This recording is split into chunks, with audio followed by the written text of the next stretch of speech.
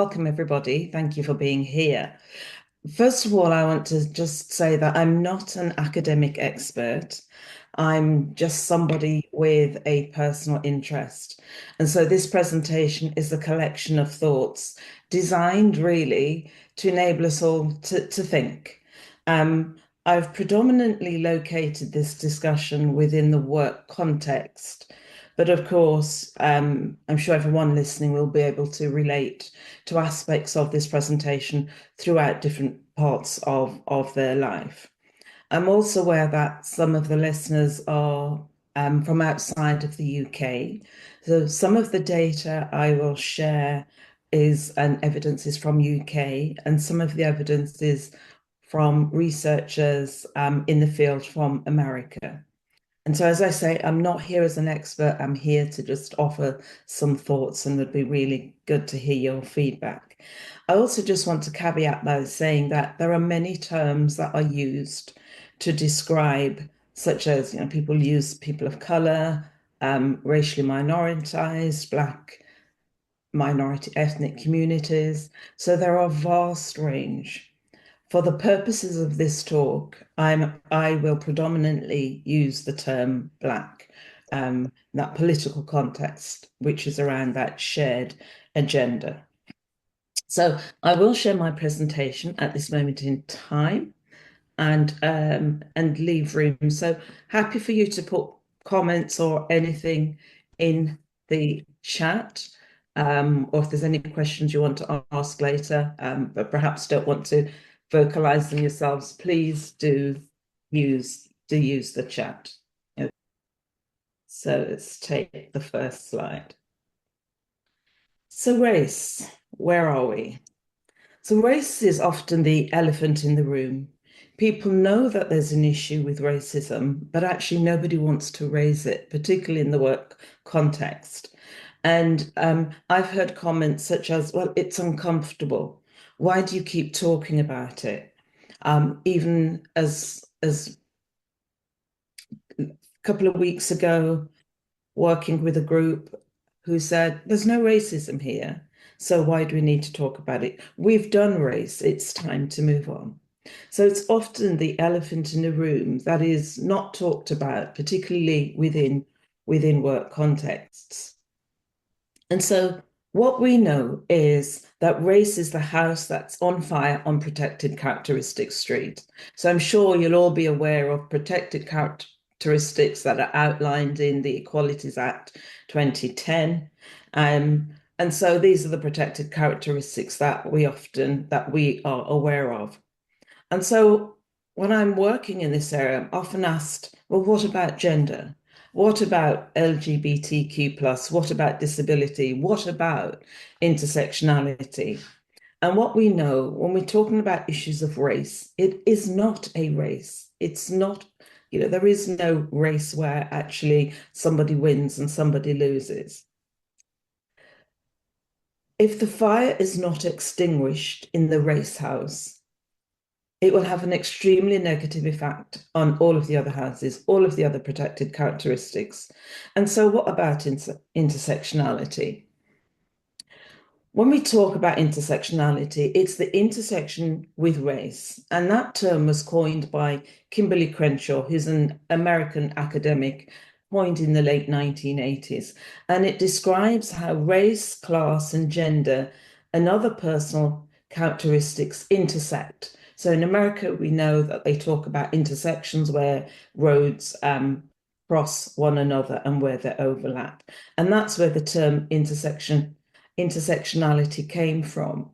Often we hear the term today used almost as an either or. So it's race or gender or disability, but actually it's the intersection with all of them. So we all have more than one protected characteristics, but what is common to absolutely everybody is race. And so race is crucial. As I said, it's the only protected characteristics that actually everybody has. And there's a plethora of evidence to suggest that race is the house that's on fire, which is one of the reasons why it's really important that we focus on that. And most importantly, it is racism and not race that is the global challenge. And so what do I mean by that? So there is irrefutable evidence that people from Black, Asian, minority ethnic groups, backgrounds that are living in white majority countries like the US, UK, Canada, Australia, New Zealand have poorer life chances and experiences compared to their white counterparts. So there's a whole plethora of evidence.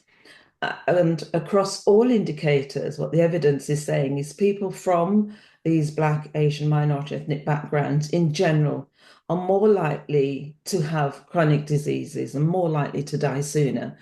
That actually, over their lifetime, they will make less money over their lifetime than their white counterparts, often living in poor areas and poor accommodation, more likely to be convicted and imprisoned and have poor experiences and opportunities in the workplace.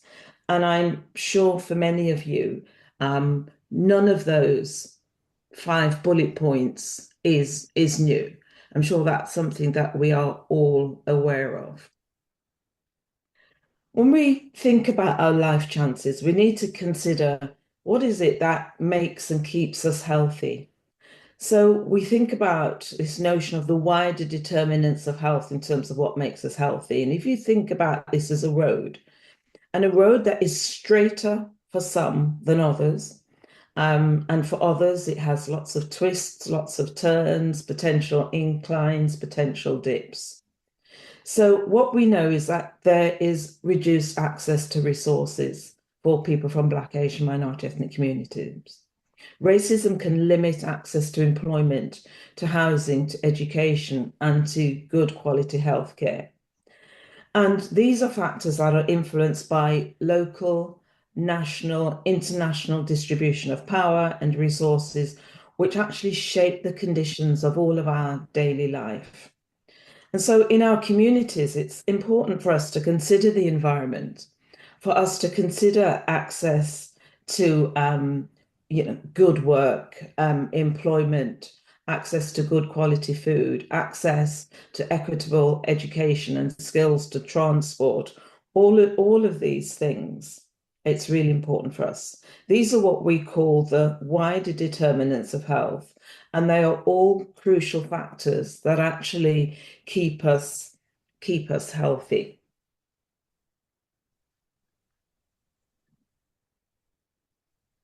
And so racism drives inequalities in housing, inequalities in income, inequalities in education, and so much more.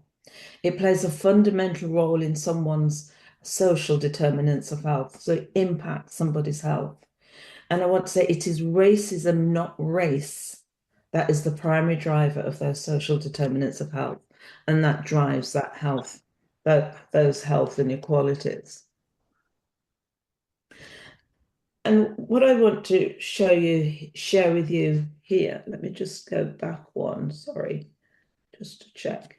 Yeah.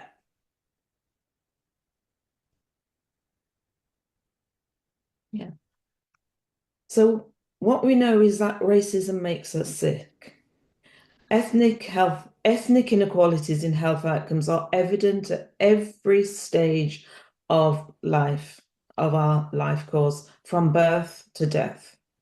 And when we begin to look at the data, we can see that it's replicated even before birth when we start to look at the data. If we look at the death rate of Black babies before or during delivery, it continues to be the highest, with 6.9 stillbirths per 1,000 births. That's in 2021, compared with 3.6 per 1,000. So basically what that data is telling us that actually we have higher rates, people from Black, Asian, minority ethnic backgrounds, but particularly Black, African, Caribbean, have higher rates of stillbirths compared to their white counterparts. So as I said, racism plays a absolutely fundamental role with someone's life chances. So I want to just use this graph to elaborate on this. So this data is UK data from the NHS Race and Health Observatory. So this is a really good site to go on to look at. The NHS Race and Health Observatory do a number of rapid reviews. So they look at a number of things that can have an effect on the health of people from Black, Asian, minority ethnic backgrounds.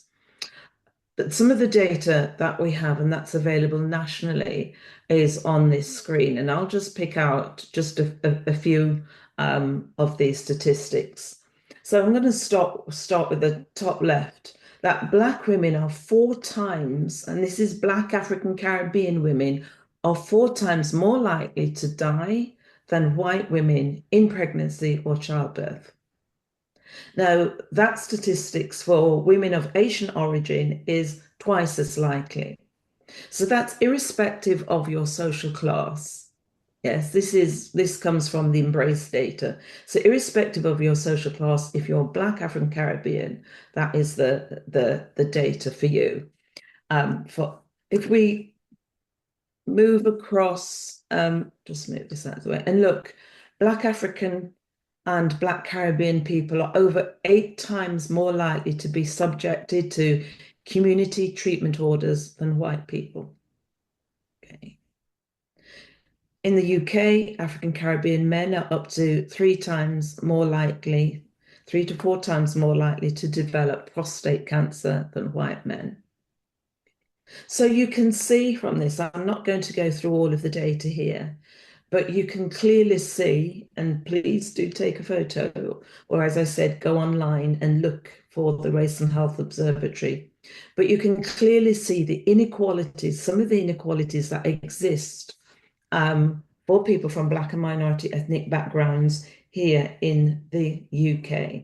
And I dare say, as we said earlier, where people from Black minority ethnic communities are living in predominantly white countries, UK, USA, Canada, etc. Perhaps the data, there is some similar data there as well. So why is race equity a priority? Well, we all know the moral case. It is absolutely the right thing to do. Yes, the right thing to do concerning social justice. And it should be of great importance and it should be a high priority for everyone. We know differently. There is a legal case, particularly here in the UK. We have the Equalities Act. That talks about actually it's unlawful to discriminate based on somebody's protected characteristics.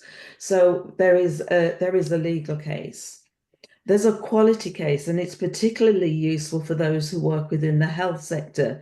But actually, it's wider than that because actually race equity, it makes sense ensuring that for those who work in healthcare that we're able to provide high quality care to patients, to communities, but also there is a real link, and it's an evidence-based link that actually says where you have staff who have a good experience in their work environment, then patient outcomes are good. There's further research that then moves a step further that says where you have Black staff who are reporting good levels of satisfaction, that is a real barometer for good patient care. And so it absolutely makes sense. And then, of course, we have the business case, and there's a lot of evidence around the business case and the financial incentives around the business case. These aren't all of the cases. This is just some of the reasons why, and some of the reasons why. And so it's really important for us to think through that. So I want to just reflect and move a little bit with that backdrop to thinking about racism and discrimination at work.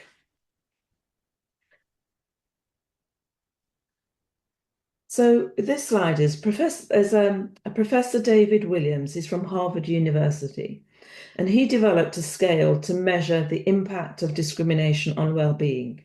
So looking beyond the traditional measures that I talked about earlier, like income, education, to really reveal how factors like implicit bias, like where you live, and the negative stereotypes create and sustain inequalities. So as you look at this slide, I'd like you to think about your own experiences and the experiences of other Black colleagues, unfairly given the job that nobody wants to do. When different opinions or are sought, yours is not asked for. You're watched more closely than others. There seems to be an eye that seems to be watching you. Your supervisors or colleagues use racial or ethnic slurs. You're perhaps working in environments where banter seems to become acceptable. And it's at what point is banter acceptable? Now, I've worked in environments where managers have said they're incredibly high stress environments, and it's just a bit of banter. It doesn't hurt. It's a way of individuals relieving their stress. What harm can it be? And you may well be in some of those environments. How many of you have heard the phrase, or indeed use it yourself, that I've had to work twice as hard as others? And I'm sure that there are many people that are listening and others that have felt that, have sensed that actually when they go for promotion and they don't get the job that their white colleague gets who has less experience, less qualifications, then there is a sense of actually you're having to work twice as hard as others in order to almost stand still, never mind to achieve promotion. Maybe you feel ignored, not taken seriously by your boss, by your manager. Others assume maybe the work that you do is of lower status. I remember vividly as an exec director within the NHS, waiting to chair a meeting, somebody came in and asked me when the tea was arriving. And so, some of you may have experienced those kind of have those kind of examples and can cite others in terms of day-to-day experiences. And these are not one-off. They are the lived reality of many Black people in the work environment, the day-to-day lived reality. What is the impact of this? Trauma is our response to these experiences. Trauma. And I want to just explore just the notion and just some different types of trauma for us to really begin to think. So, what does Jacinth mean when she's talking about trauma? So, racism may have a traumatic impact on you even when you don't encounter it personally.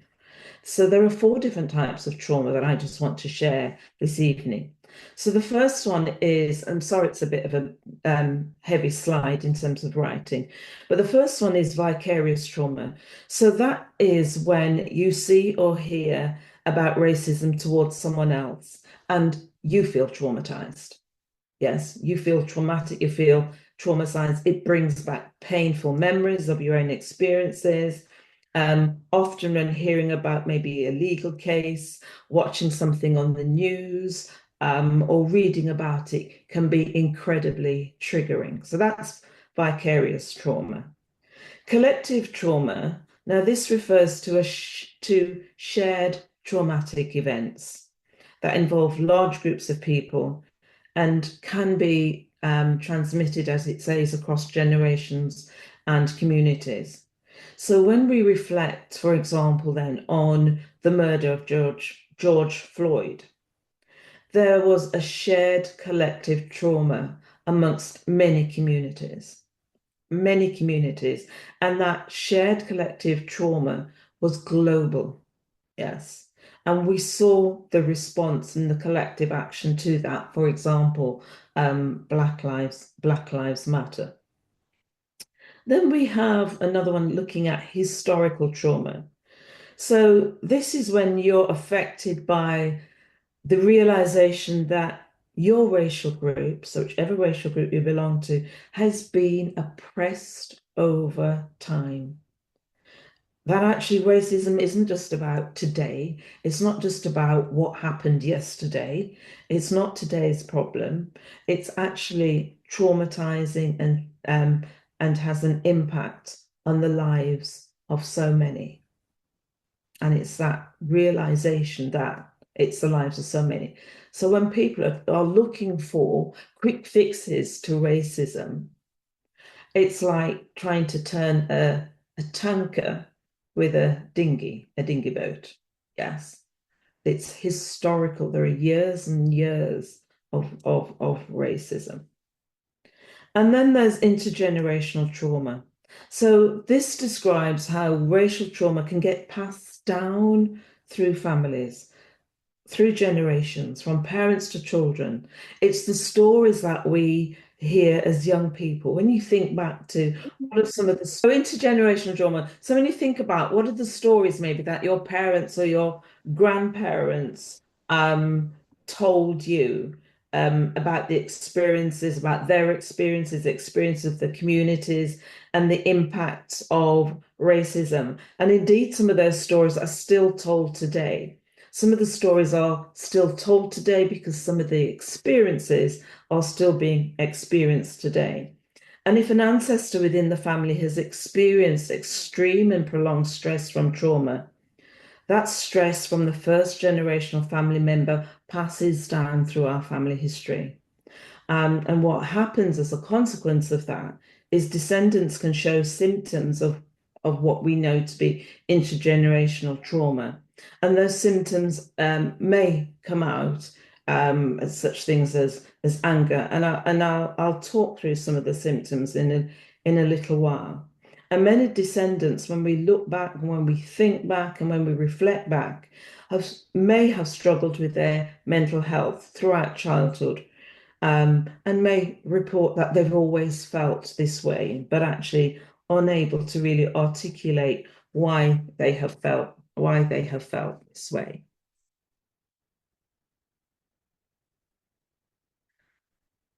Sometimes we I've been asked, well, is racism on the rise today? Um, And that question was asked, it was asked of Usman Aman, a cricketer, it was asked of Will Smith, is racism on the rise? Well, actually, that's debatable and it's questionable. And now, be great to hear your thoughts and your views. His response was, racism's not on the rise today. It's just started to get socially viral.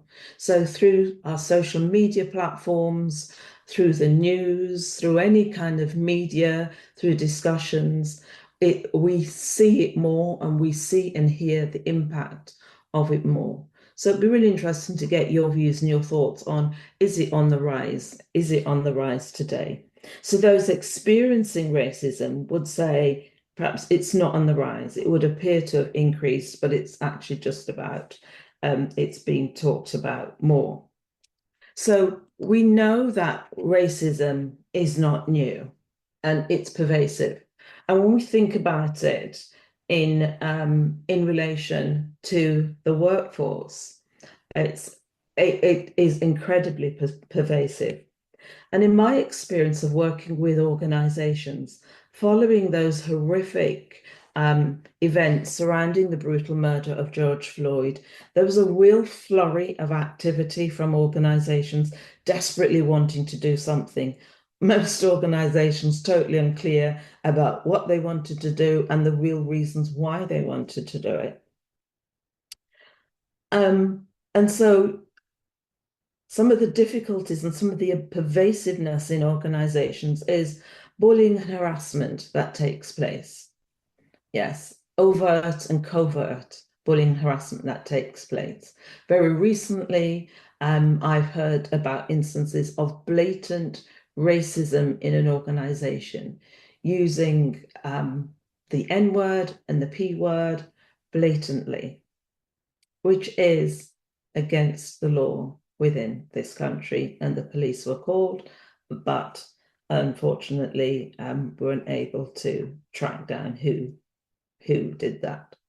So within the workplace, poor experiences, poor levels of satisfaction. Some of that is demonstrated through things like staff survey, but actually this is about individuals' lived experiences and the stories that they tell about what it's like to work within that organization, what it's like to work within that team.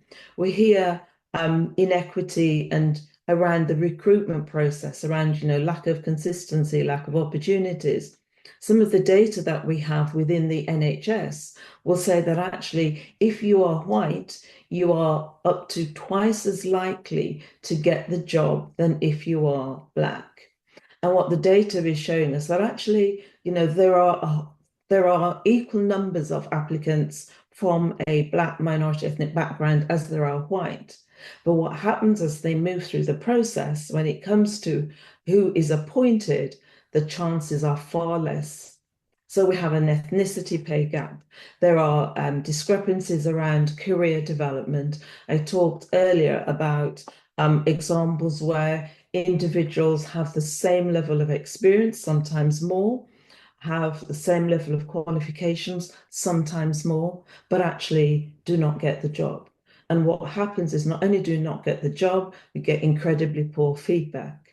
What a lot of the research and evidence says as well, actually, is that Black people are often more qualified than their white counterparts. Because what happens is when we don't get the job and we're told that, well, somebody else got it, somebody had more experience, is, well, I'll go on another course.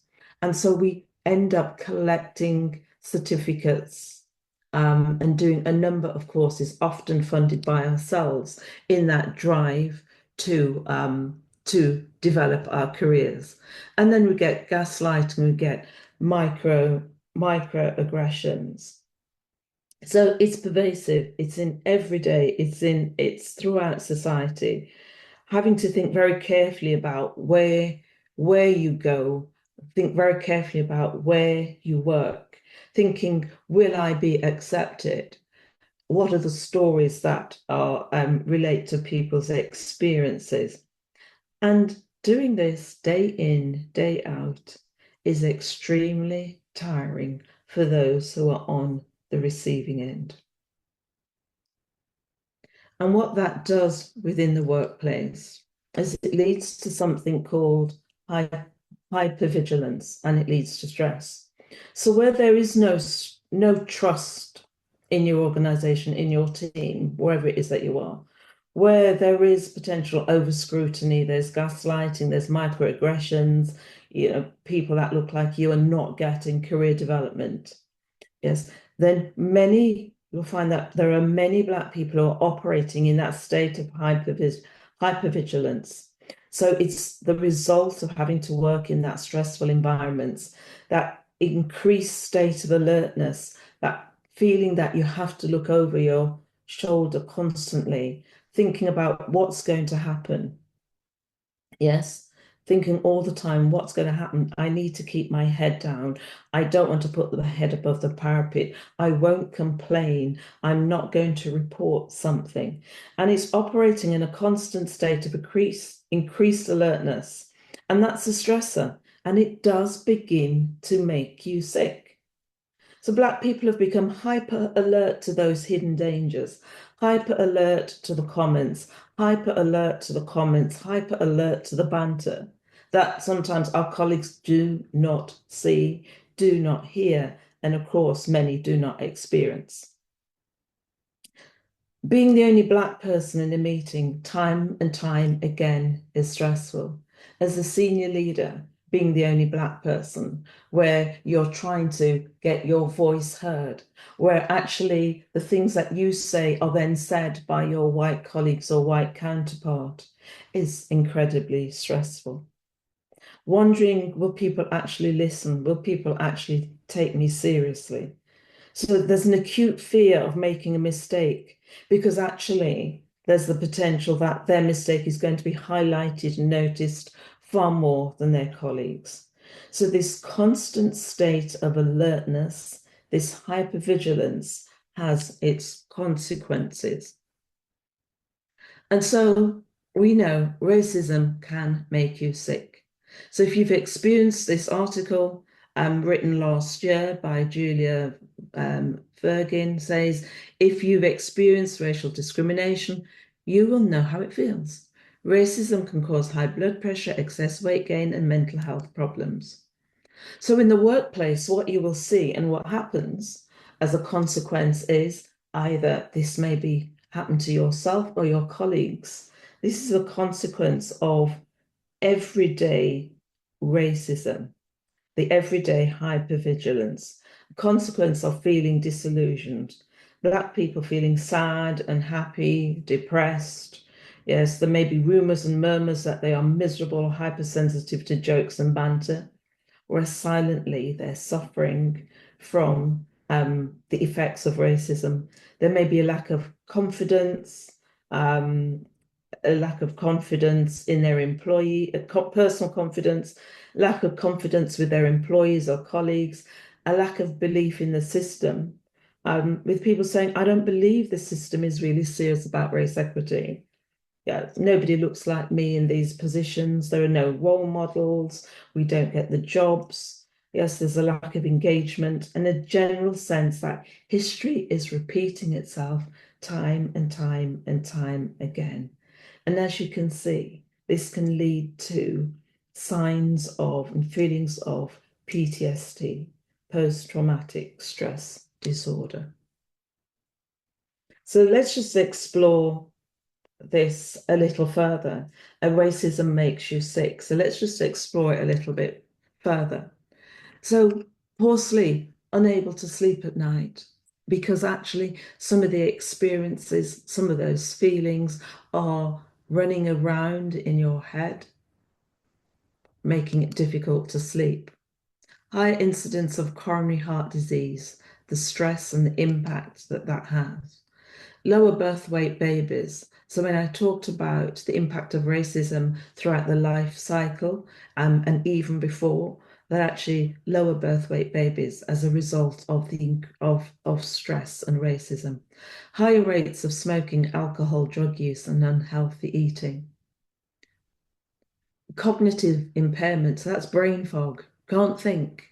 So you get into those environments now where you're hyper stressed, there's the hypervigilance, you're asked a question and you just go blank. You can't think in those stressful environments. Visceral fat, so that's excess fat around your major organs, which will cause things like coronary heart disease. It will cause things like kidney disease as well. So I talked about the cognitive impairment, that brain fog, but there are also other issues, feelings of depression, anxiety disorder. I talked about post-traumatic stress disorder, eating disorders, and psychosis. And some of this we may recognize in ourselves, and others we may not. And if you see in friends, family, or colleagues, do encourage them to seek support. Yes. Our mental well-being is incredibly important through this. And there is no shame in seeking help. There is no shame in seeking counseling because we know the long-term effect and impact that it has. And high blood pressure. How many of you listening are on amlodipine or some other form of hypertensive drug? How many of you are on who have high blood pressure? And we have to begin to think about it. And I can see raised hands. And yes, there are things that, our diet, but then actually, when I come back to some of the effects, eating disorders, poor eating, stress response can often be poor eating, which can lead to high blood pressure. So there's an interrelatedness and interconnectedness with all of these things. There are many people of color, many Black people who will say they've never experienced racism, and I'm not about to argue with them. Okay, I'm really not going to argue with them. I have my own views on that. But interestingly, there's an American activist called Peggy McIntosh who explains white privilege. And the point that she says, I think, is really interesting, that she's a white woman, and she says that she was taught to see racism only as individual acts of meanness. So when you hear people talk about racism, people say, oh, well, I'm not racist, because they think about only individual acts of meanness, as opposed to what Peggy McIntosh goes on to say, that actually it's invisible systems conferring dominance on my group. So what she's saying is that white privilege is like an invisible, weightless knapsack of special provisions, maps, passports, code books, visas, clothes, tools, bank accounts, stuff that we may not be party to, stuff that we may not know or may not understand, that has been passed down generationally through white communities. So we're not talking here, I'm not talking just about those individual acts of meanness. When we think about organizations, when we think about some of the structures that prevail, health, education, judiciary, art, you name it. Yes, you name it. Racism is a complex, sophisticated, highly successful system that is underpinned by power and the ideology of inferiority and superiority. Yes. And so we have to look at it as wider than the individual acts of meanness, but actually it's a system, and the system is sustained by the attitudes and behaviors that develop as a consequence of these beliefs, leading to stereotyping, scapegoating, and discrimination. So that's a really important thing for us to remember. It's not just about those individual acts of meanness, but it's actually about the system and the different systems of which form part of our everyday lives.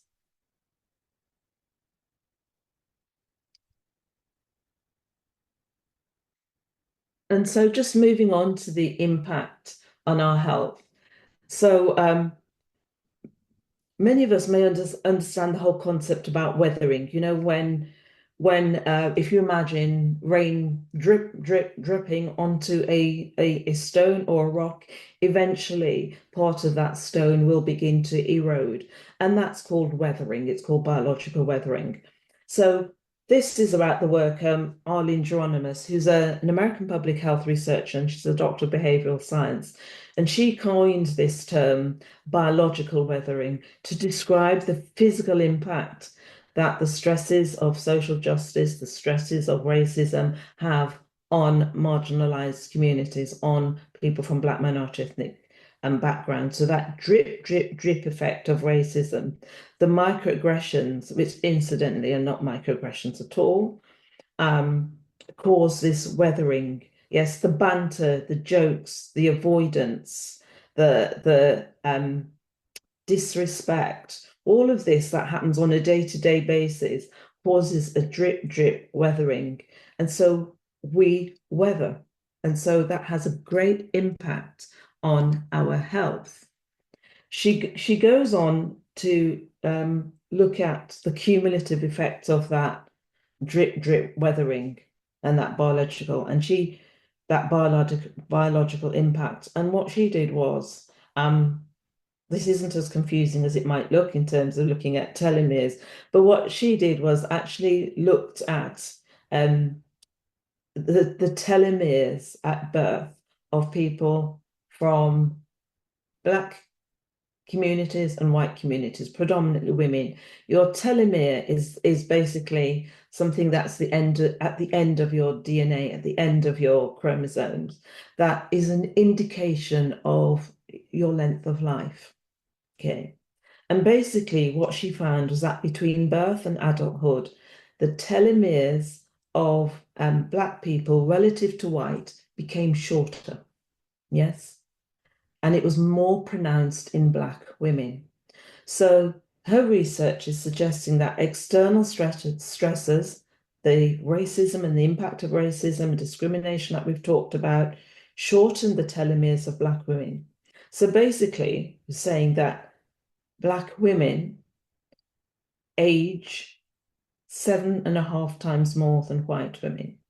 So although we may look good from outside, we may not look our age, but actually the stress is having an impact internally. And so the previous slides, when we talk about coronary heart disease, kidney disease, the visceral fat, and all of that, is an impact of the racism. So what can you do to maintain your health? This is kind of really important bit about where we want to get to what you can do. So first of all, understand the impact of racism on your health. Yes, we've got to understand that that racism does impact on your health. Okay, and we've looked at some of those responses in terms of hypertension, heart disease, diabetes, impact on anxiety, depression. So we've looked at that.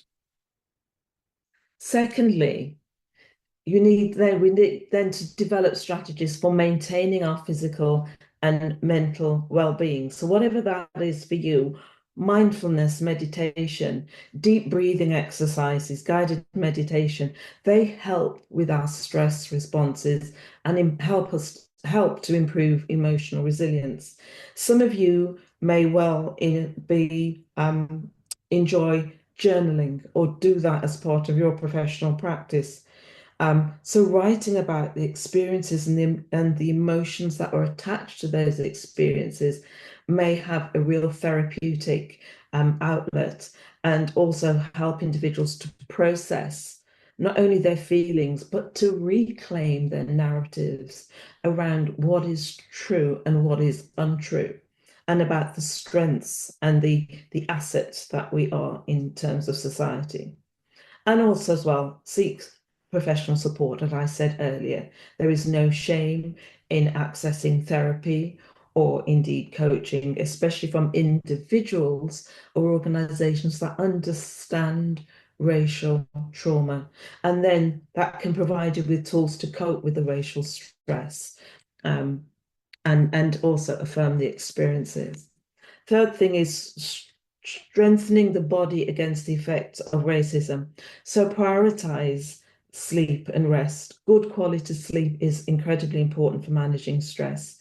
Undertake some physical activity, regular activity, walking, yoga. That helps to release stress hormones, improves your heart health, and it also helps to boost mood. And then nutritious eating. Think about what we're putting in our bodies. It's important that we get a balanced diet, that we monitor things like fats and that we have healthy fats and lean proteins. Fourthly, harness the power of social and community support. So build safe spaces. Who are you talking to? Who are the people that you are surrounding yourselves with? Yes. Surround yourself with people that can edify you, that can lift your spirit, that can confirm you. Yes, that's what we need to do. That actually help you build and themselves have a strong sense of identity, and help you build that sense of belonging and resilience. And fifthly, advocate for systemic change. So that means speaking up, yes, and setting boundaries, learning to identify and address those microaggressions, call it out, and the discriminatory practice, call it out in the workplace, in social settings, no longer accept the unacceptable. It's really important. Understand what's available within the community. There are lots of community organizations that are out there that will help and support with issues around physical health, emotional health, psychological health. In the environments, call and, as I say, call it out, ask for cultural competence, or what are organizations doing to ensure that workforce are culturally competent, that they are leveraging resources such as mental health support, and that they are educating and empowering others. Most of all, ask yourself this question: what steps can I take today to protect and prioritize my health while navigating systemic challenges? So whilst navigating the racism, what can I do? What can you do to protect your health? And remember, small changes can lead to significant improvements. And so I'd like to end with this quote by Maya Angelou, who I adore, who says, "You may not control all events that happen to you, but you can decide not to be reduced by them." So this quote reinforces the idea that while individuals may experience racism, they have the power to protect their well-being and reclaim their strength. And so thank you for listening. I'm interested to hear any thoughts. I will have a look at the chat and see what comments have come through. Thank you so much, Mrs. J. I had to go out of my laptop, so there might be questions within the chat box that I'm not able to see anymore.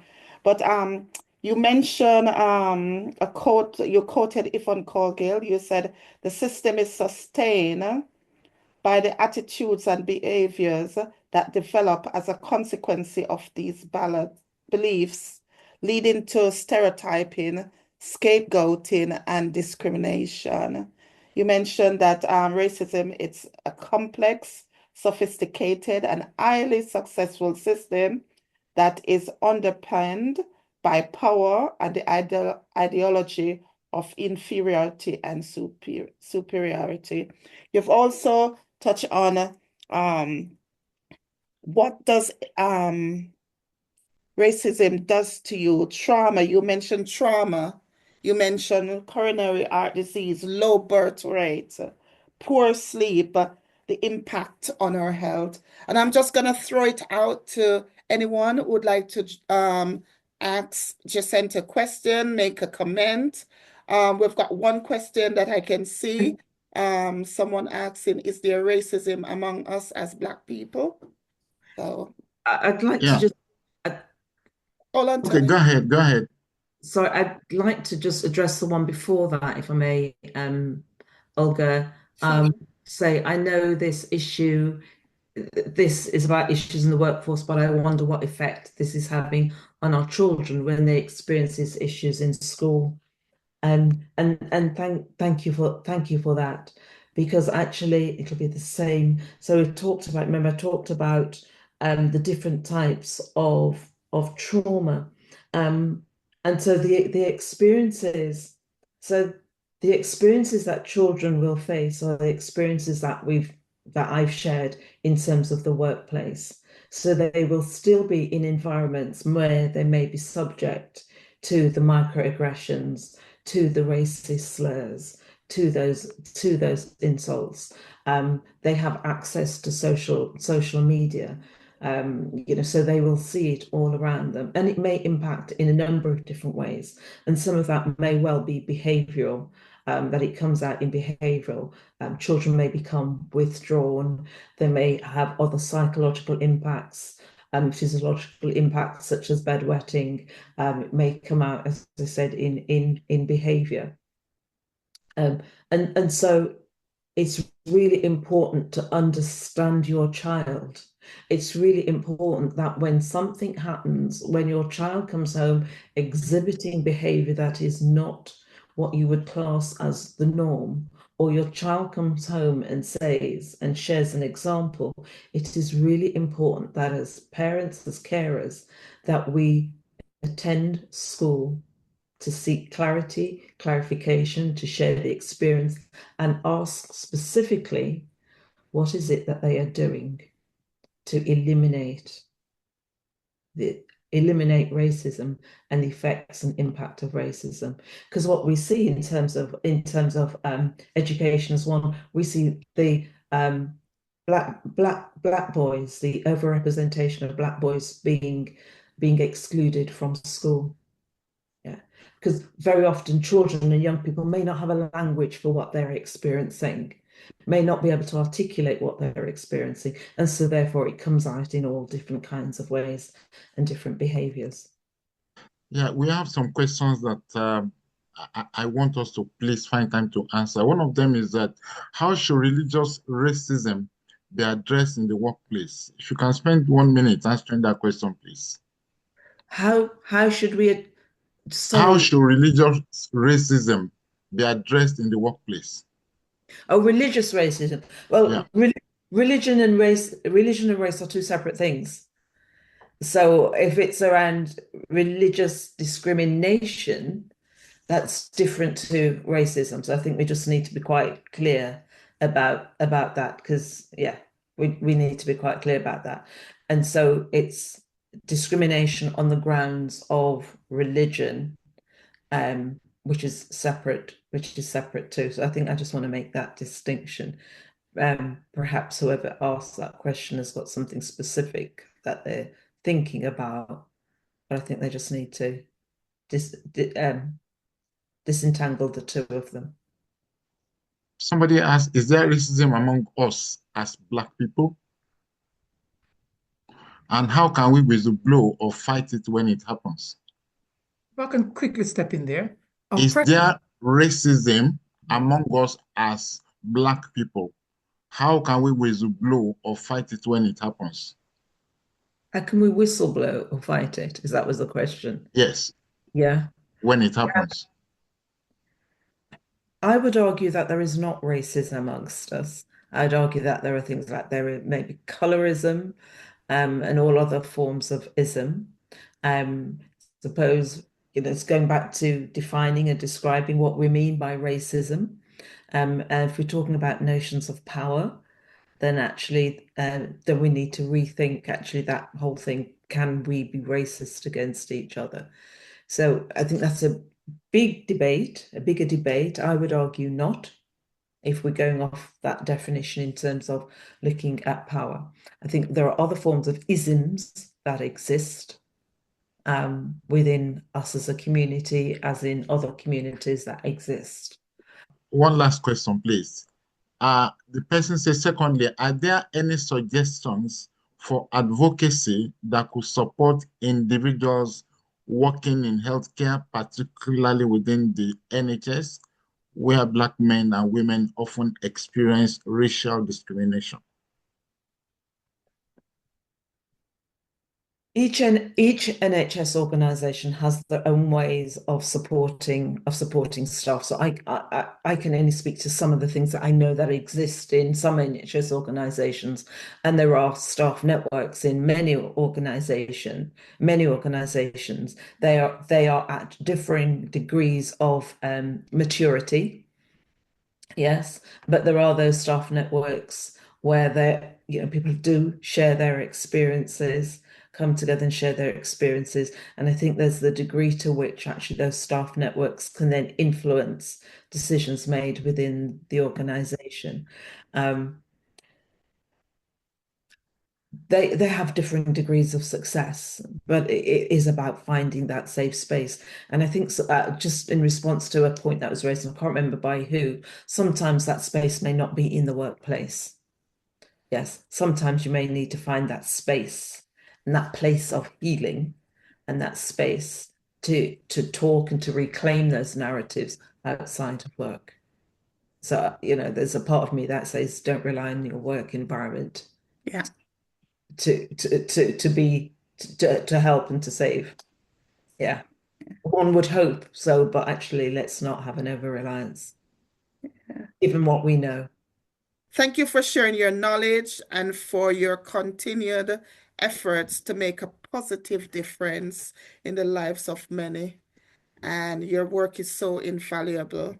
And we are just grateful that you took this opportunity, our first session for 2025, to share with us. And we have learned so much this evening. Thanks a lot. Denise? Yeah, I just want to say, before we go, I know she may not want me to say this. I want to say congratulations to Jason on your award as MBE. This is a great thing. You know what? Continue to go so well in Jesus' name. I love you.